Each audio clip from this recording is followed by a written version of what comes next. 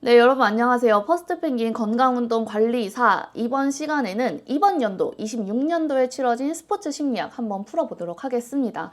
전반적으로 이번 연도에 치러진 심리학은 정말 나올 문제들이 다 잘 나왔고요. 난이도도 굉장히 이제 쉽게 출제된 편에 속해서 아마 많은 분들께서 이 파트에서 굉장한 고득점을 챙겨 가셨을 거라고 예상이 됩니다. 한번 바로 보도록 하겠습니다.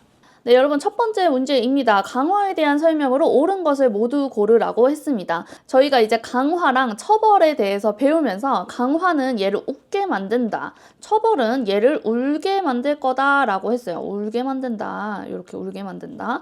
그리고 이제 정적인 거와 부적인 게 있었죠. 정적인 거는 이제 뭐가 파지티브하다, 네거티브하다 이런 뜻보다도 정적인 거는 어떠한 자극을 주는 거, 그렇죠? 자극을 주는 거. 부적인 것은 자극을 제거하는 것이라고 했습니다. 이렇게 우리가 개념 정리를 했었죠. 문제 한번 볼게요. 자, 강화는 어떤 행동이 나타날 확률을 감소시키는 자극을 말한다? 아니죠. 강화는 웃게 만드는 거니까 얘는 증가시키는 자극을 말을 합니다. 자, 정적인 강화는 어떤 반응의 빈도를 낮춰주기 위해서 제시되는 자극이다? 아니죠. 정적인 거는 내가 얘를 웃게 하기 위해서 뭔가를 주는 것에 해당이 되기 때문에 어떤 반응의 빈도를 낮추는 게 아니라 더 잘하게 하기 위해서, 높이기 위해서 제시되는 자극을 얘기를 하는 거죠. 자, 디귿. 강화는 일반적으로 바람직한 행동이 일어난 다음 즉시 제공할 때 효과적이다. 그쵸? 칭찬은 바로바로 하자. 디귿은 맞는 표현. 리을. 부적 강화는 불쾌하거나 혐오적인 자극을 제거함으로써 바람직한 반응의 확률을 높이는 거다. 그쵸? 강화니까 일단 난 얘를 웃게 만들 건데 부적인 거니까 뭐를 제거해야 돼요. 내가 얘를 웃게 만들려면 얘한테 싫은 것을 제거를 해줘야겠죠. 그렇기 때문에 불쾌하거나 혐오적인 싫은 자극을 제거함으로써 얘를 웃게 만들겠다. 맞는 표현이 되겠습니다. 답은 3번이 되겠네요. 자, 다음 문제입니다. 계획행동 이론의 구성 요인으로 옳은 것을 모두 고르라고 했습니다. 자, 우리가 계획행동은 이제 그 아젠이 제시한 이론이었습니다. 그래서 원래 이제 합리적인 행동 이론을 제시를 했었는데 여기에다가 추가적으로 내가 이제 지각된 행동 통제를 추가를 해가지고 제시를 한 게 계획 행동 이론이 되겠습니다. 요게 이루어져 있는 거는 이제 태도, 그쵸? 내가 뭐 운동에 대해서 어떤 태도를 갖고 있는지 그 태도 플러스 주관적인 규범, 그쵸? 운동을 어떤 내 주위에서 이렇게 지지하고 있는 환경인가? 그런 것들. 그 다음에 지각된 행동 통제를 추가를 했습니다. 지각된 행동 통제는 뭐냐면 나는 운동을 할 수 있다는 그런 어떤 통제감, 내가 이 운동에 대해서 내가 통제하고 있어 라고 내가 느끼는 그런 통제감을 얘기를 합니다. 그래서 운동을 방해하는 요인을 극복을 하고도 나는 내가 계획된 운동을 하러 갈 거야. 나는 내 운동 뭐 주위에서 아무리 나를 방해해도 나는 운동을 통제할 수 있어. 난 갈 수 있어. 이런 게 이제 지각된 행동 통제였습니다. 어떻게 보면 이제 얘는 자기 효능감과 유사한 개념이라고 했었습니다. 그래서 인간은 되게 합리적인 의사결정자야. 인간은 정말 그렇기 때문에 자신의 의지대로 행동을 완전히 통제할 수 있어 라고 얘기했던 게 이제 합리적 행동 이론인데, 사실은 우리가 의지만으로도 운동이 안 될 수도 있잖아요. 그렇죠? 어떤 뭐 특정 뭐 나를 방해하는 어떤 요인에 의해서 운동을 내가 못할 수도 있는 거니까 그러면 거기다가 뭐를 하나 더 추가할까 하다가 이제 지각된 행동 통제를 추가했다라는 거죠. 자, 그러면 여기에 구성 요인으로 옳은 것을 고르라고 했으니까, 자, 그쵸. 태도가 있네요. 태도. 그 다음에 주관적인 규범, 지각된 행동 통제감, 기억, 디귿, 리을 4번이 되겠습니다. 자, 다음 문제입니다. 운동기술의 분류에 관한 설명으로 옳지 않은 것을 고르라고 했습니다. 자, 개방 운동기술은 계속 변하는 환경에서 수행이 되며 환경 변화에 적응해야 된다. 그쵸? 어떤 오픈된 상황에서 이렇게 정해져 있는 상황이 아니라 항상 다른 거. 그쵸? 환경에 의해서 계속 변하는 거에 놓여져 있는 거. 개방 운동기술이었습니다. 소근 운동기술은 비교적 작은 근육근을 동원하고 대근 운동기술은 정밀성 요구가 높다라고 했습니다. 그쵸? 이거 맞는 표현입니다. 자, 계열 운동 기술은 불연속적 요소들이 일정 순서로 연결된 기술로 공을 받아서 던지는 동작을 예로 들 수 있다라고 했는데 이것도 맞는 표현입니다. 자, 4번 볼게요. 불연속 운동 기술과 연속 운동 기술의 구분 기준은 동원되는 근육의 크기이다? 아니죠. 우리가 불연속 운동 기술이라고 하는 거는 뭐냐면 동작의 시작과 끝이 명확한 거를 얘기합니다. 동작의 시작 과 끝이 명확하다. 예를 들면 뭐 어떤 게 있죠? 우리가 뭐 야구 배팅을 한다든지, 그쵸? 스윙을 하는 거. 동작이 시작하고 끝나는 게 명확하죠, 그쵸? 그 다음에 뭐 축구에서 패스, 내가 공을 차서 패스를 했다. 이게 딱 끝나는 게 이제 명확한 그런 게 되죠. 사격도 마찬가지로 내가 총을 쐈다. 쏘면 끝이죠. 여기서 시작과 끝이 명확합니다. 근데 이 연속 운동 기술은 뭐냐면, 얘는 시작과 끝이 좀 뭐랄까요? 이렇게 좀 임의적이에요. 임의적이다. 이게 무슨 뜻이냐면 누가 어떤 수행자나 아니면 환경에 의해서 시작과 끝이 이제 정해지는 걸 얘기합니다. 그래서 우리가 예를 들면 그런 뭐 수영, 뭐 사이클, 달리기도 또 누가 뭐 준비 시작하고 내가 달려가가지고 어떤 결승선을 통과하면 끝인 거죠. 그쵸? 그러니까 어떤 환경에 의해서 내 행동이 끝나는 거. 하지만 결승선이 없어. 그러면 나는 계속 달리겠죠. 그쵸? 그러니까 어떤 이렇게 수행자나 아니면 환경에 의해서 이 시작과 끝이 좀 임의적으로 돼 있는 거를 이제 연속 운동 기술이라고 합니다. 그래서 동원되는 근육의 크기로 구분을 하는 게 아니라 이런 어떤 시작과 끝의 어떤 명확성 이런 걸로 구분을 하게 되겠죠. 답은 4번이 되겠습니다. 네, 여러분 다음 문제입니다. 보기에서 설명하는 개념을 고르라고 했습니다. 자, 개인에게는 수많은 운동 능력이 있는데 그 능력들은 상대적으로 다 독립적이야. 뭐가 뭐 이어져 있는 게 아니라 각각의 어떤 독립적인 능력들이 존재를 한다는 거죠. 그렇기 때문에 특정 능력 하나만으로 다른 과제에 대한 능력을 예측할 수 없다. 여러분 이거 뭐였어요? 축구 잘한다고 해서 수영 잘하는 거 아니야. 다 뭐 각각의 어떤 운동 기술이 있어 라고 얘기한 사람 누구였어요? 팔방미인의 가설을 반박을 한 사람, 헨리의 특수성 가설이었습니다. 그래서 얘는 이제 특수성 가설에 해당이 되겠습니다. 헨리가 제시를 했죠. 그래서 어떤 독립된 어떤 능력의 어떤 집합이다. 그래서 종목이 다르면 수행도 다르다. 2번이 되겠습니다.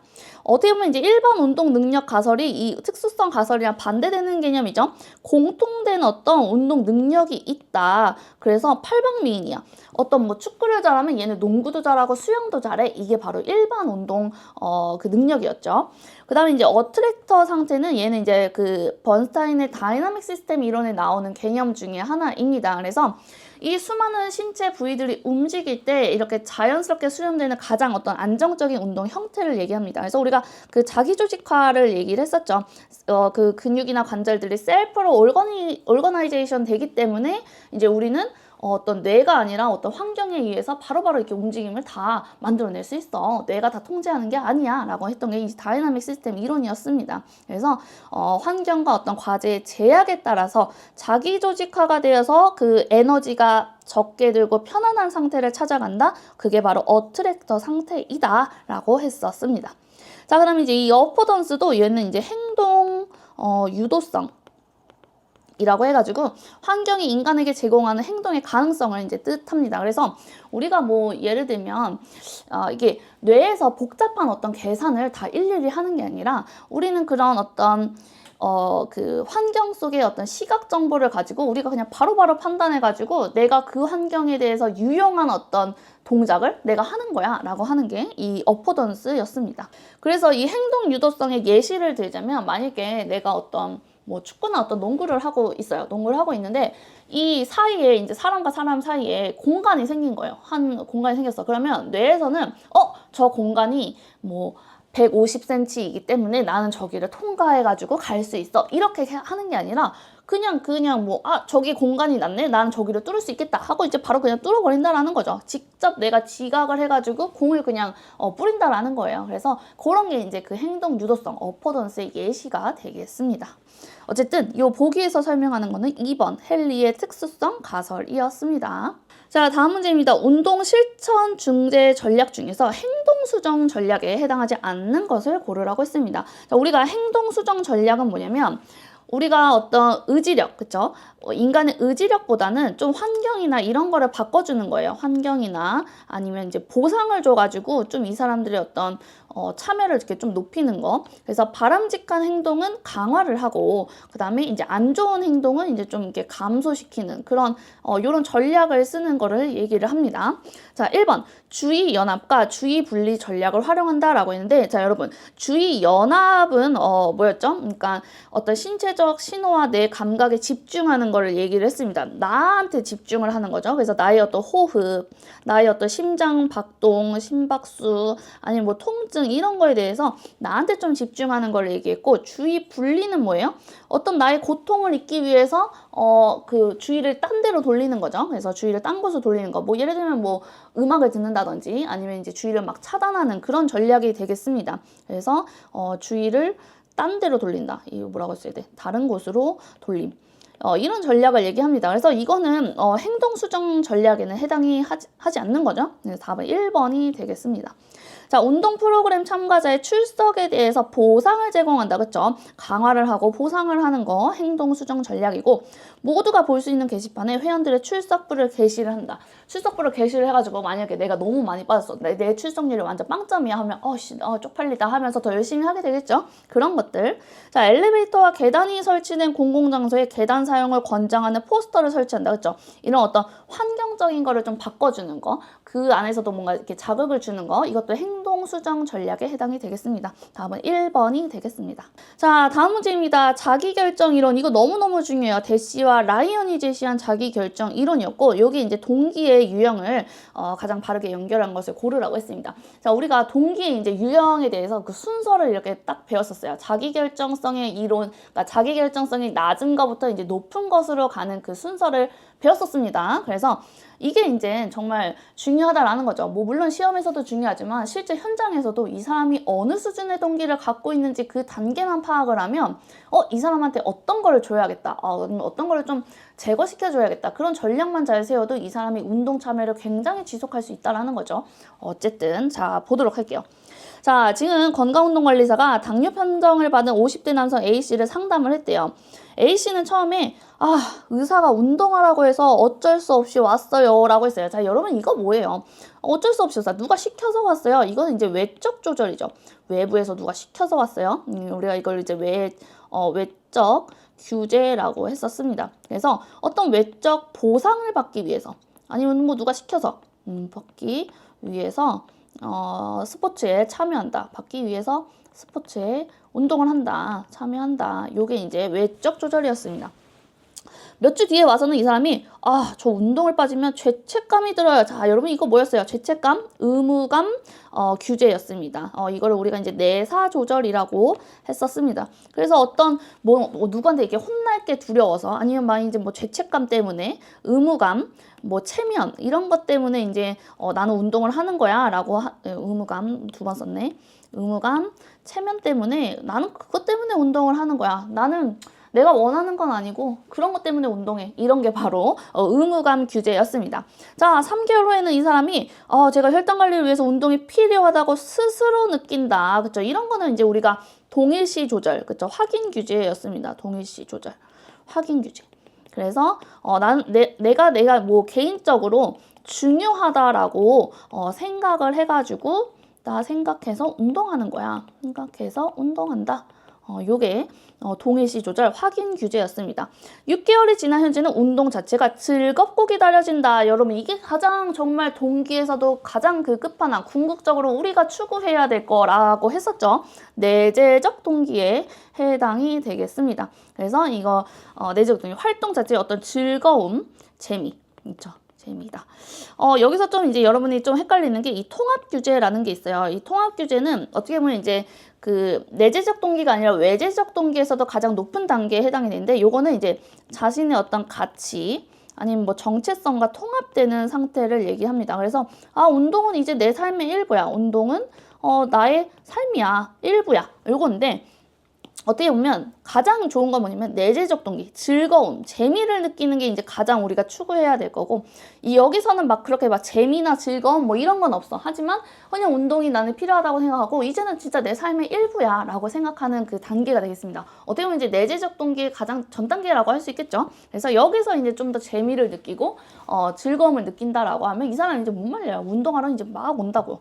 어쨌든 그렇게 구분을 해주시면 되겠습니다. 그래서 이제 답을 골라보면 외적 규제, 의무감, 확인 규제, 내적 동기 이 순서가 되겠습니다. 답은 1번이 되겠네요. 자, 다음 문제입니다. 잭슨과 마시가 개발한 몰입 상태 척도의 하위 요인에 해당하는 것만을 모두 고른 것이라고 했는데 우리가 그 몰입 파트에서 칙센트미아의 그 몰입 9가지의 그 구성 요소를 배웁니다. 그래서 이 잭슨양 마시는 그 칙센트미아의 9개의 그 요소를 기반으로 설문지를 개발한 사람에 해당이 됩니다. 그래서 뭐 잭슨과 마시가 누구지? 라고 몰랐더라도 칙센트미아의 어떤 몰입 그 요소를 생각을 하면 되겠다라고 보면 되겠습니다. 그래서 거기서 이제 하는 거는 뭐냐면 과제에서 얼마나 내가 집중을 하고 있냐, 그 다음에 나의 어떤 경험, 그쵸? 활동 그 자체가 그런 보상이 되는 그런 경험들, 그 다음에 도전과 기술의 균형, 요거 3가지를 가지고 몰입 상태의 척도를 봤었습니다. 그래서 답은 리은, 리을, 미음 4번이 되겠습니다.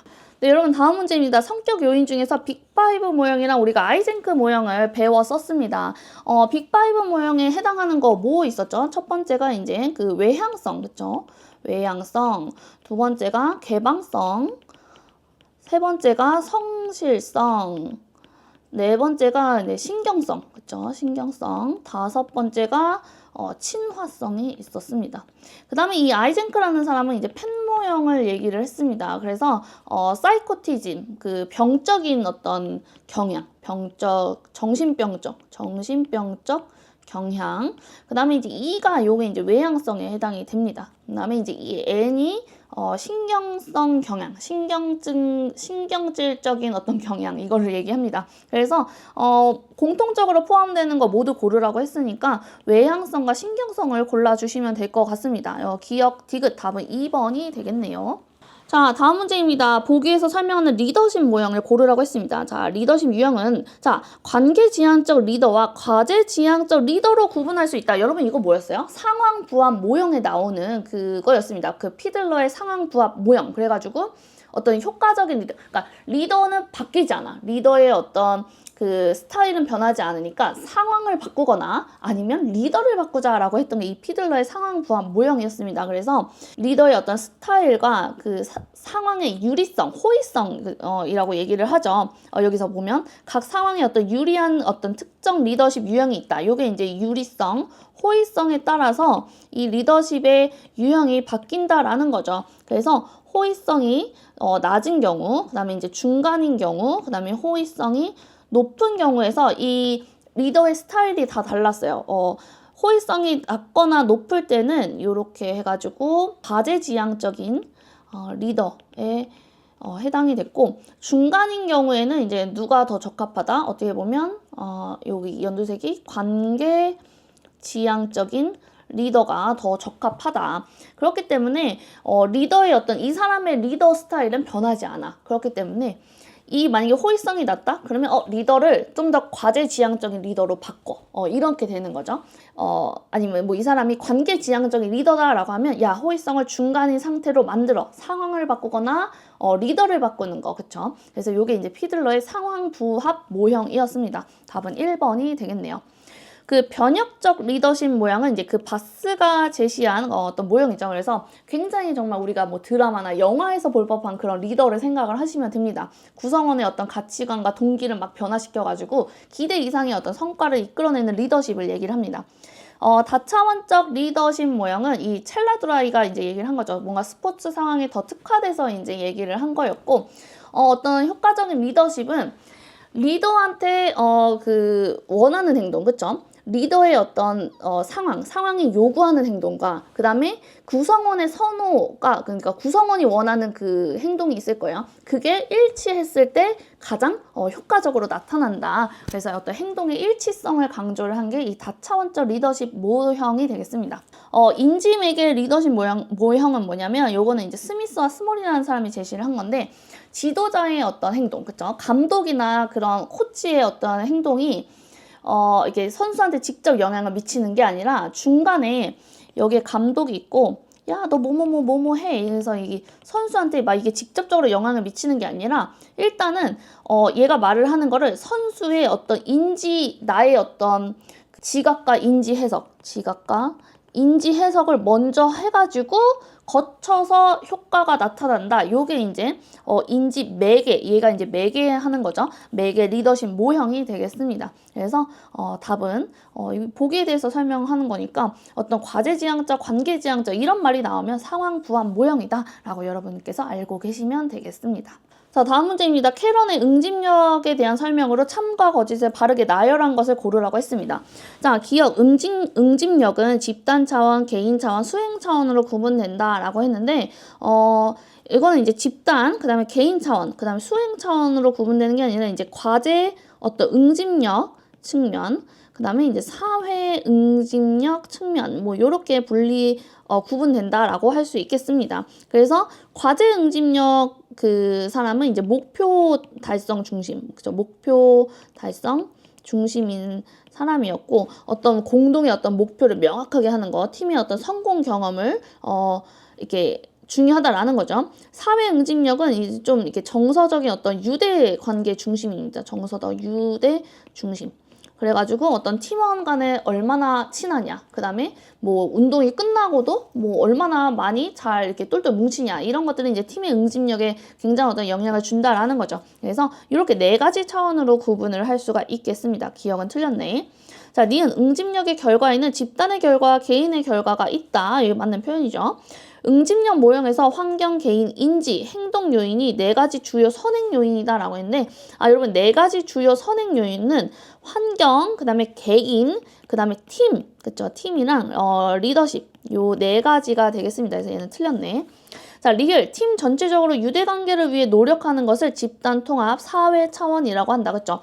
우리 팀원들은 경기장 밖에서도 되게 친하게 잘 어울려. 이런 것이 집단 통합, 사회 차원이라고 했습니다. 그래서 이렇게 되겠습니다. 거짓참, 답은 2번이 되겠네요. 자, 다음 문제입니다. 좌절 공격 모형에서 공격 행동이 발생하는 과정 순서대로 나타내라고 했습니다.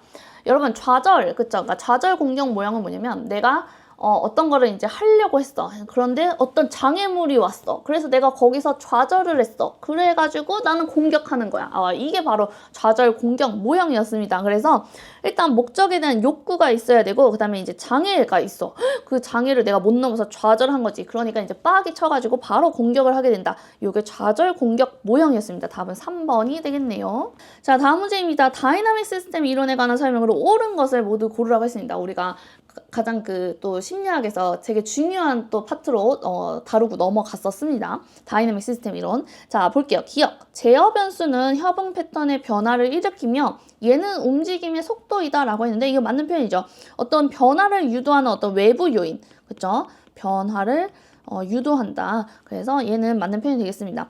질서 변수는 협응 구조 상태를 나타내며 얘는 상대적 위상이다 라고 했는데, 이것도 맞는 표현이죠. 질서 변수, 그러니까 형성된 어떤 움직임의 패턴, 그거를 얘기합니다. 그래서 어떤 뭐 발의 보폭, 뭐 위상차, 이런 것들이 다 해당이 되겠습니다.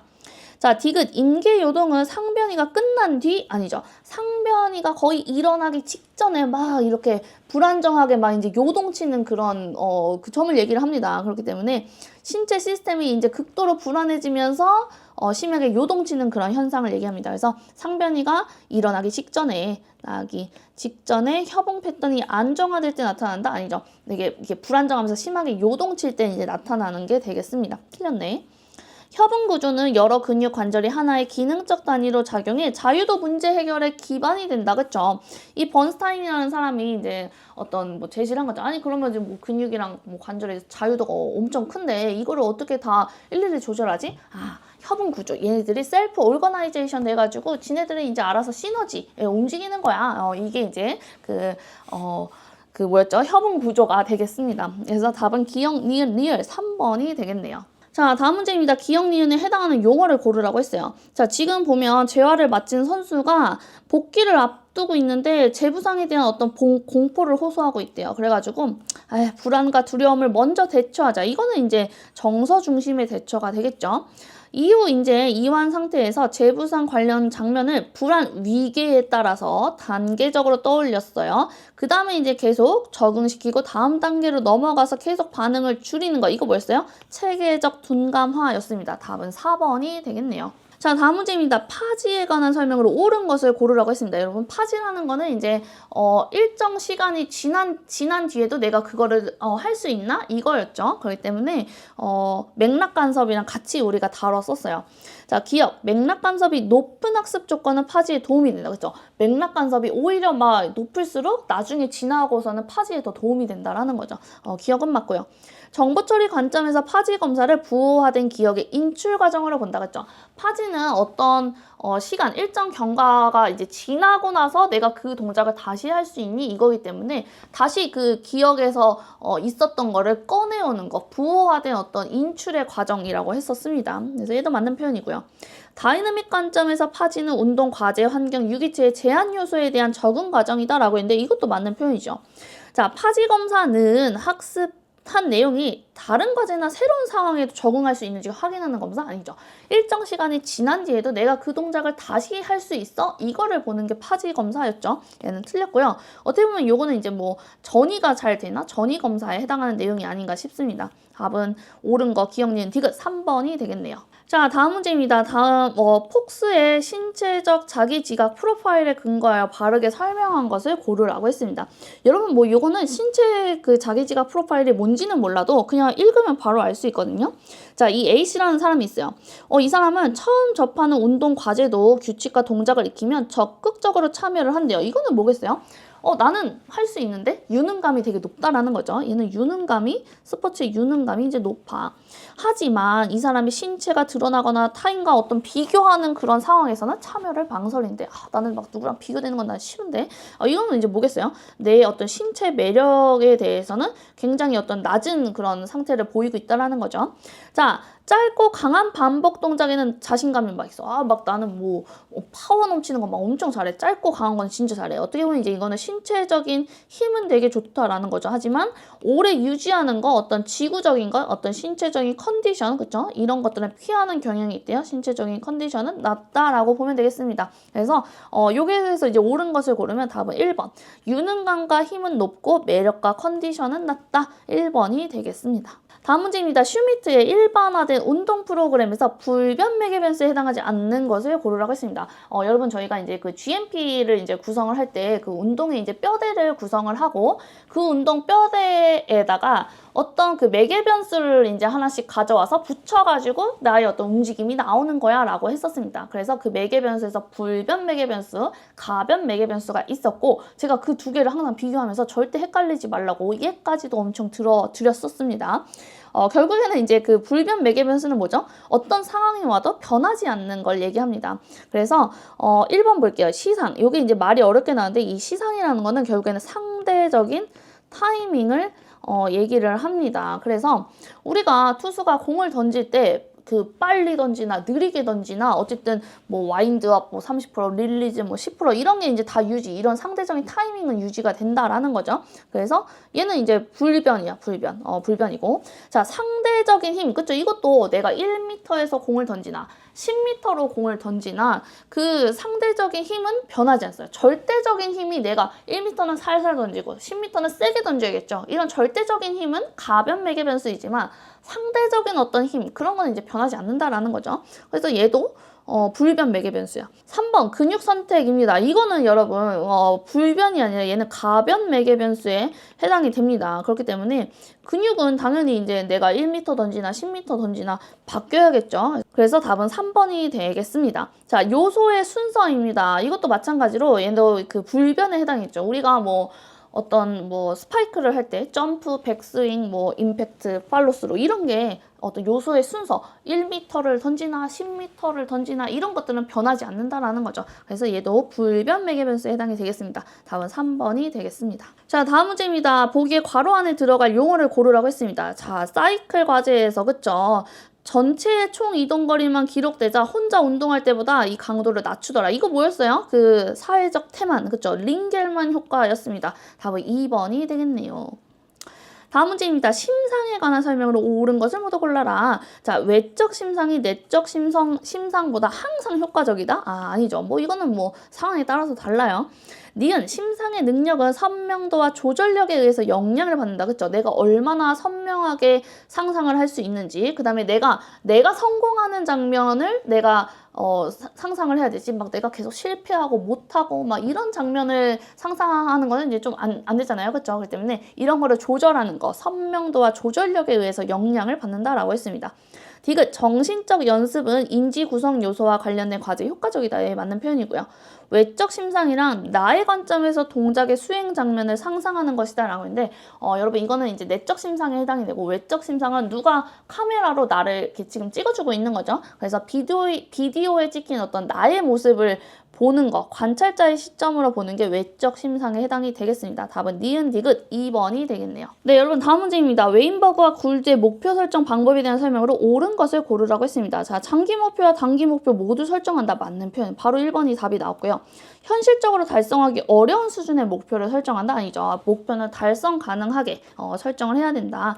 일반적인 목표가 구체적인 목표보다 목표 달성이 더 효과적이다? 아니죠. 구체적으로 작성을 하라라고 했습니다.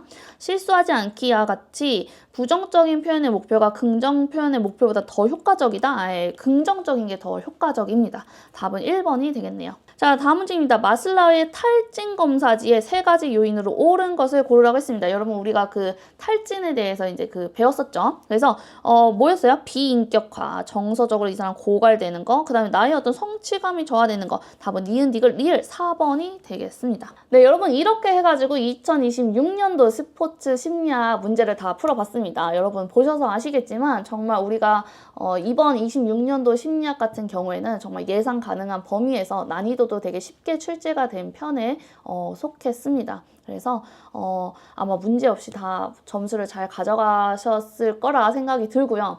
우리가 스포츠 심리학 같은 경우에는 이제 좀 어려운 어떤 용어나 막 이론들, 외워야 할 이론들이 되게 많은데 그거에 대해서 막 너무 어렵게 써져 있는 그런 자료보다도 좀 쉽게 풀어 써져 있는 그런 자료들을 또 활용을 하시면 정말 또 재밌게 그 습득을 하실 수 있거든요. 그래서 그런 것들도 여러분들께서 좀 적극적으로 활용을 하시기를 바라고요. 그리고 심리학 파트가 또 이론, 그러니까 우리가 시험을 위해서도 정말 중요하지만 정말 권위사가 돼서 내가 뭐 어떤 회원을 만나고 이런 것들, 사람을 만나고 다 사람을 상대하는 그런 거기 때문에 정말 이 심리학 파트가 너무너무 중요합니다. 그래서 여러분들께서 지금 되게 재밌게 잘 공부를 하셔가지고 시험이 끝나고도 현장에서도 되게 잘 유용하게 좀 쓰실 수 있었으면 좋겠습니다. 어쨌든 이렇게 해가지고 2026년도 모든 과목들을 다 풀어봤습니다.